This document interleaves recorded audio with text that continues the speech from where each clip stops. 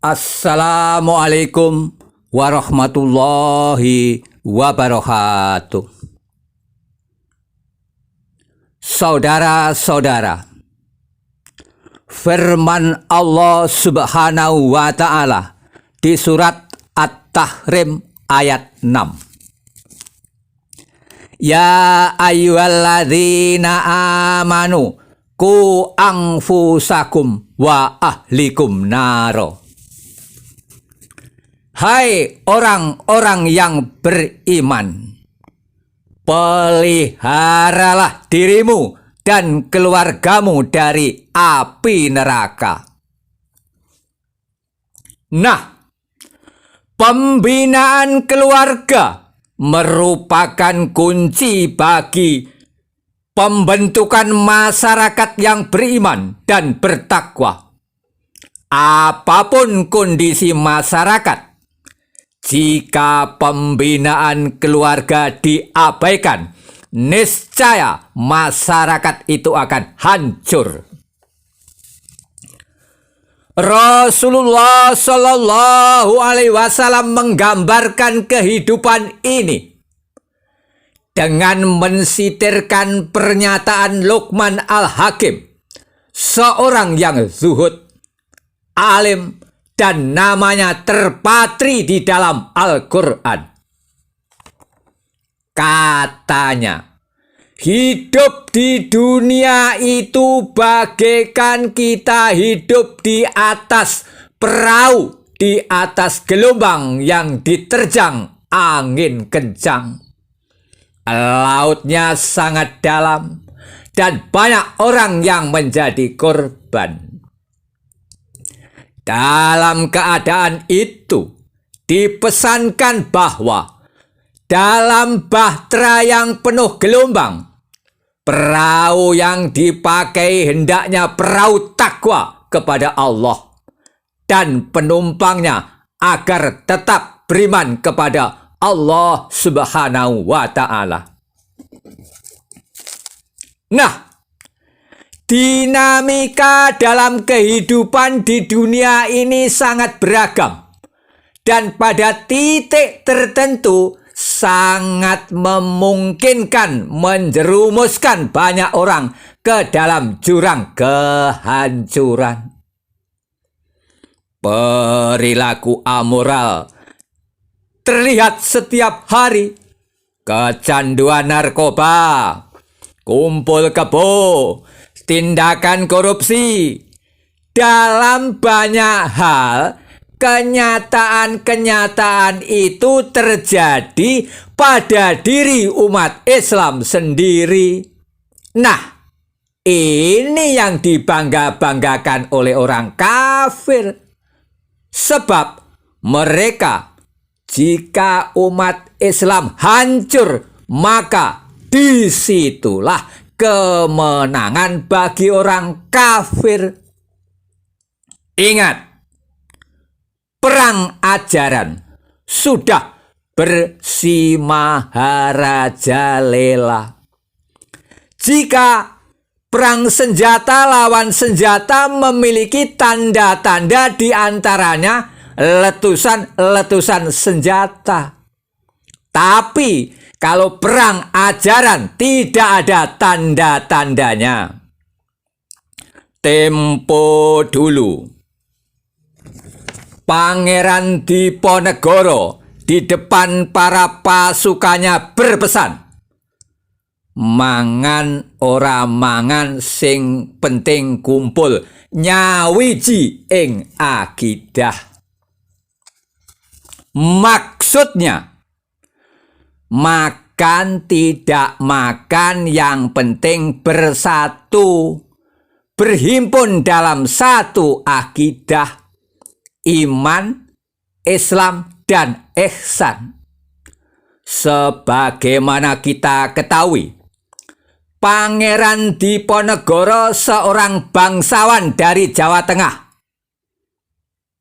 mengobarkan perang terhadap pemerintah kolonial Belanda. Meletuslah perang Diponegoro. Terjadi tahun 1825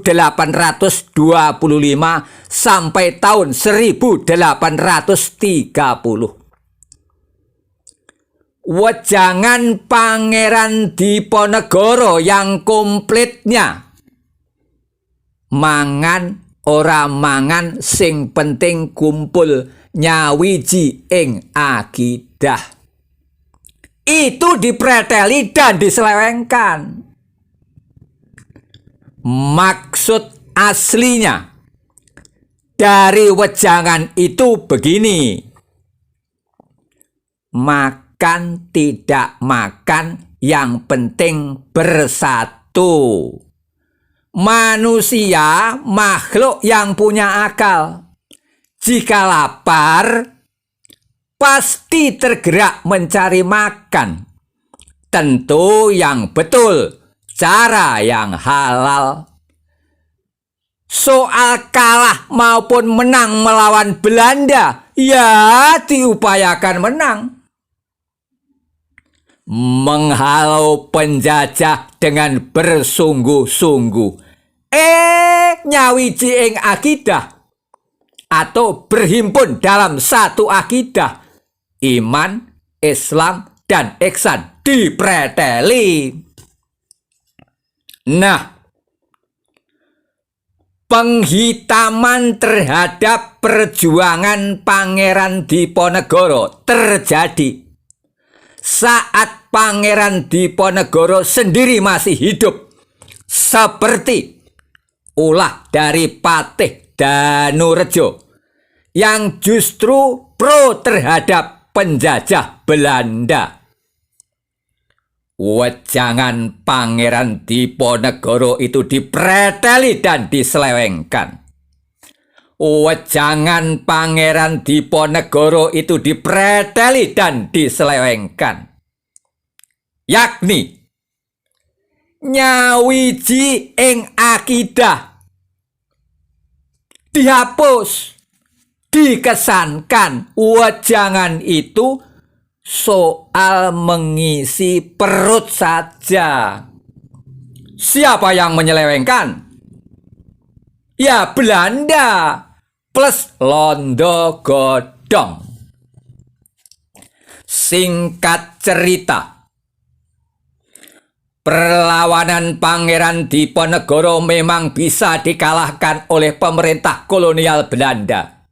Tapi para ulama yang mendukung Pangeran Diponegoro tetap berjuang dengan caranya sendiri.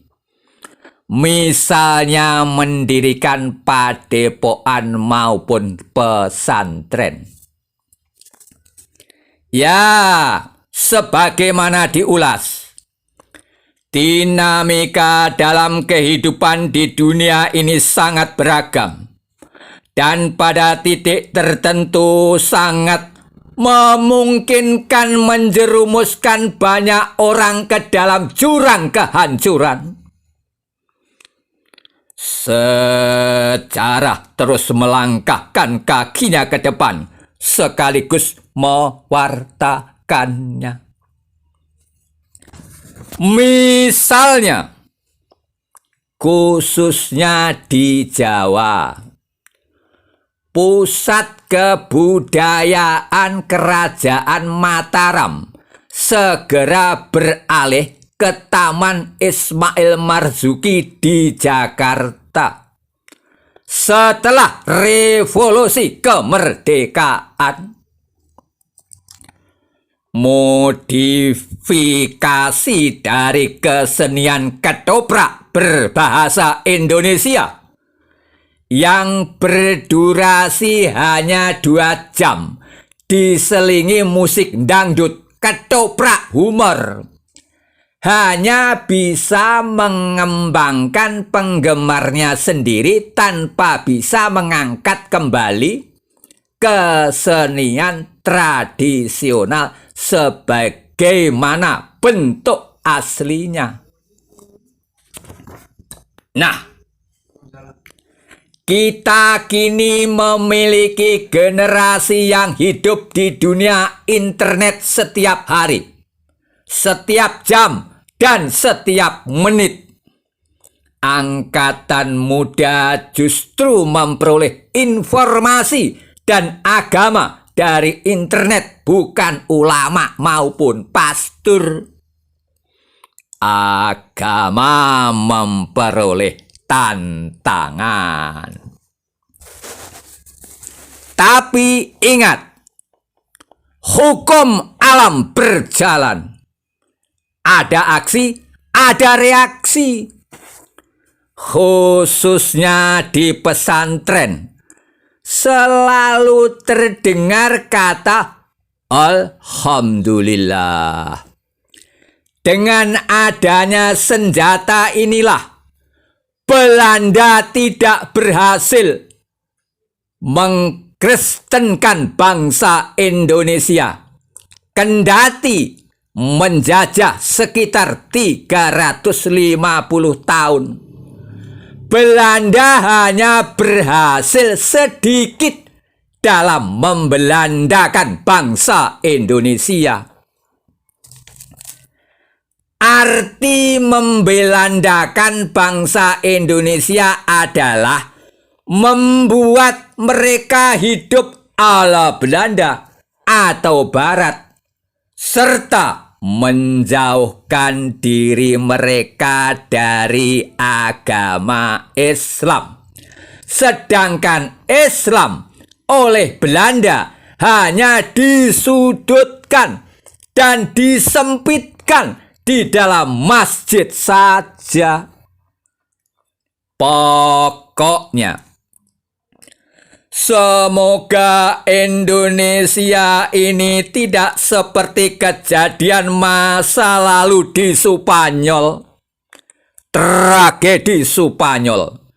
Dulu, Islam di Spanyol itu sekitar 7 abad atau 700 tahun. Kini tinggal kenangan.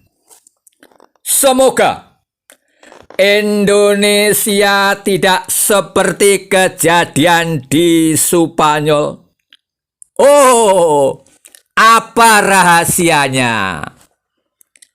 Umat Islam di Indonesia mempunyai ciri khas. Setidaknya, pertama, pewarisan keagamaan yang membela kepentingan agama lewat pembinaan keluarga. Indonesia memang terdiri dari berbagai suku. Pewarisan keagamaan yang lebih intensif umumnya dari suku Aceh, Minang, Madura, dan Sasak. Selanjutnya yang kedua, adanya sistem pendidikan ponpes atau pondok pesantren.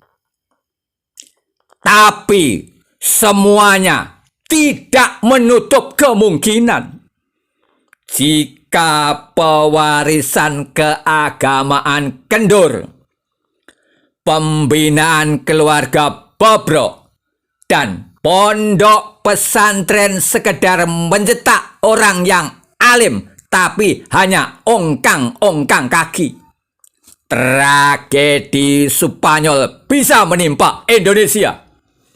Akhirnya, Rabbana atina fid dunya hasanah wa fil akhirati hasanah wa qina adzabannar. Subhana rabbika rabbil izzati amma yasifun wa salamun alal mursalin walhamdulillahi rabbil alamin. Tuhan kami, berilah kami kebaikan di dunia dan kebaikan di akhirat, dan jagalah kami dari siksa neraka. Maha suci Tuhanku, Tuhan yang bersih dari sifat yang diberikan oleh orang-orang kafir. Semoga keselamatan tetap melimpah kepada para utusannya, dan segala puji bagi Allah Tuhan semesta alam. Wassalamualaikum warahmatullahi wabarakatuh.